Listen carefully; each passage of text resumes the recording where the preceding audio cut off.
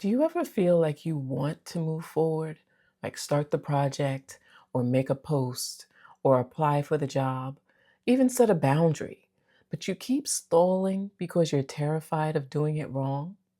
Because just one mistake feels like it would confirm your worst fear. I'm not good enough. That's how fear of mistakes keeps perfectionists stuck. Today, we're talking about how fear of mistakes creates avoidance, unfinished goals, procrastination, and that feeling of just being small.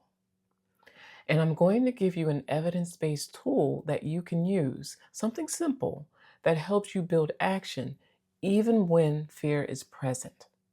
Let's start with some of the reasons behind why you stay stuck. The first reason is that fear of mistakes can make effort seem like danger. Perfectionism often isn't about doing your best, it's about trying to avoid judgment, embarrassment, regret, just feeling exposed. So your brain treats those mistakes like threats. And what do we do when something feels threatening? We avoid it at all costs. We don't want anything to do with it.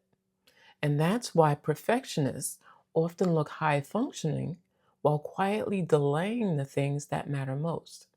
The second reason is you're stuck in the perfectionism trap. You're thinking, if I can't do it perfectly, I won't do it at all.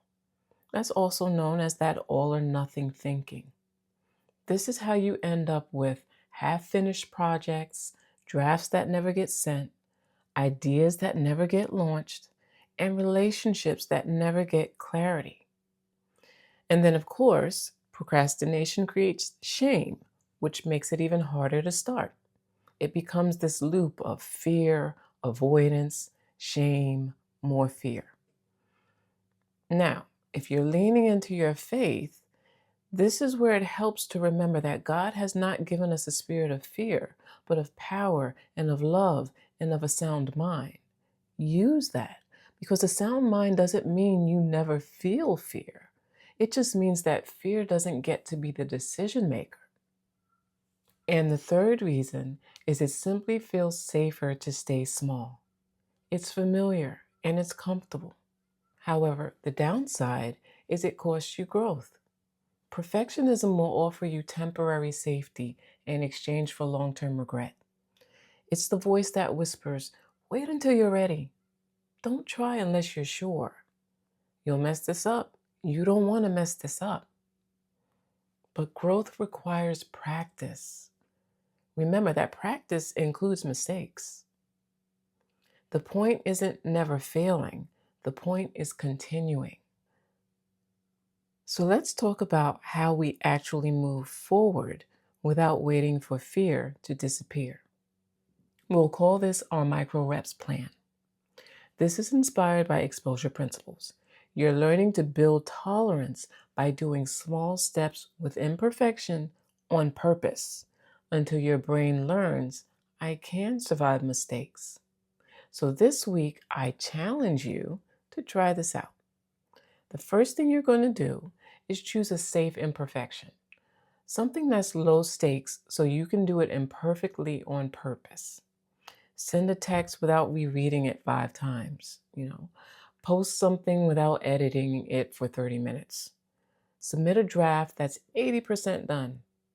Speak up once in a meeting without over preparing. Leave one dish in the sink and then go rest.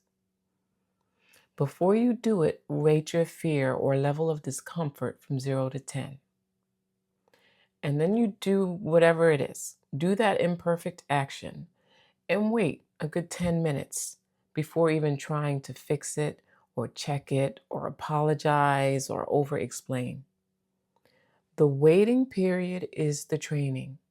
It teaches your nervous system that discomfort rises and falls without you needing to rescue yourself. And then at the end of this exercise, you write down what you feared would happen initially and then what actually happened. This builds your personal collection of evidence. Over time, your brain learns that mistakes are uncomfortable, but not catastrophic. This works because perfectionism shrinks when your confidence is built on evidence, not on controlling every outcome. You don't need more motivation. You need a system that helps you move with fear present, because confidence is usually the result of action, not the requirement for it.